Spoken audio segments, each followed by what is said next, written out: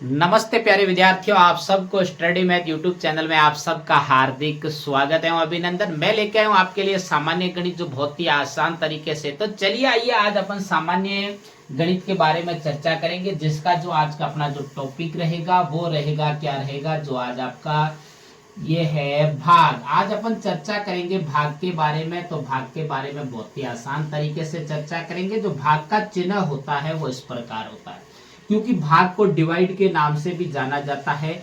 अब देखिए, गणित के लिए भाग अति आवश्यक है। अगर आपको भाग नहीं आ रहा है तो आप गणित के अंदर कुछ नहीं कर पाएंगे, क्योंकि गणित के लिए भाग अति आवश्यक है। अब देखिए, जब भी अपन गणित के क्वेश्चनों को हल करते हैं तो उससे पहले अपन को बेसिक गणित मतलब सामान्य गणित आना जरूरी है। अगर आपको सामान्य गणित नहीं आ रही है तो आप जीवन में कुछ नहीं करोगे।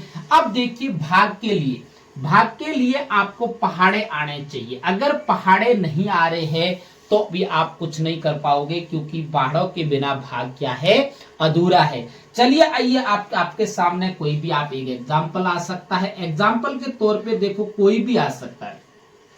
अब देखिए, 4935 के अंदर भाग किसका देना है, 7 का देना है। अब देखो, सबसे पहले अगर इस प्रकार लिखा हुआ आए तो आपको सबसे पहले क्या है, भाग का चिन्ह बनाना आना चाहिए। इस प्रकार भाग बनाया जाता है, ये देखिए।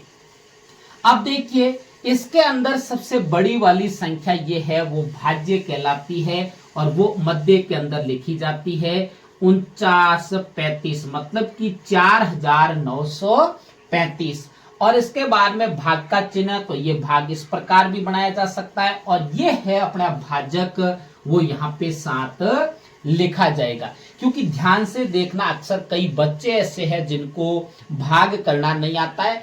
कई क्या, लगभग 80% बच्चे ऐसे आपको मिलेंगे जो इन संख्याओं का भाग कर ही नहीं पाते, उनको नियम का भी पता नहीं है। तो भाग का मैं एक एक नियम समझाऊंगा, आप बस हमारे साथ जुड़े रहिए और हमारे चैनल के साथ जुड़िए, जिससे आपको हर नोटिफिकेशन आपके पास में प्राप्त हो और हम एक एक छोटी छोटी बातों पे आपको चर्चा करके आपको अच्छे से अच्छे तरीके से समझाने का प्रयास करेंगे। तो चलिए आइए अपन भाग की शुरुआत करते हैं। तो भाग का नियम कहता है कि सबसे पहले आपको एक अंक के अंदर भाग देना है। अब देखो, अगर अंदर का एक पहला अंक है वो बाहर के भाजक से अगर छोटा है तो आप उस एक अंक के अंदर भाग नहीं दे सकते। अगर एक अंक के अंदर भाग नहीं दे सकते तो पहली बार आप डबल अंक एक साथ में ले सकते हो। तो कितने हो गए, 49। कितने हो गए, 49। अब देखो, 49 में 7 का भाग देना है तो आप आराम से दे सकते हो। देखो, 7 एकम 7, 7 दूनी 14, 7 तिया 21, 7 चौके 28, 7 पंजे 35, 7 छक्के 42 और 7 साते 49। मतलब कि 7 बार, जितनी बार पहाड़ा बोला हो वो तो यहाँ भागफल के अंदर लिखा जाता है।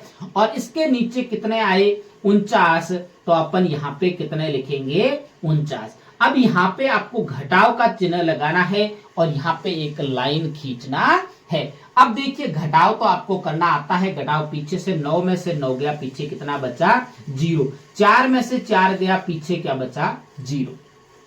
अब देखिए, उसके बाद में आपको क्या है, एक अंक केवल उतारना है। यहाँ पे 3, एक अकेला अंक उतारा गया। अब देखो, अब 3 में तो 7 का भाग जाता नहीं, क्योंकि 3 7 से तो छोटा है, इसीलिए भाग नहीं दे सकते। ऐसी स्थिति में आपको सीधा दूसरा अंक नहीं उतारना है। तो जरा क्या करना है, अगर दूसरा अंक नहीं उतार सकते तो इसको टूटा हुआ भाग बोला जाता है। और जब भाग टूट जाता है तो आपको इसके बदले भागफल में एक शून्य को देना पड़ता है। उसके बाद में आप इस 5 को यहाँ पे इस 3 के पास में उतार सकते हो।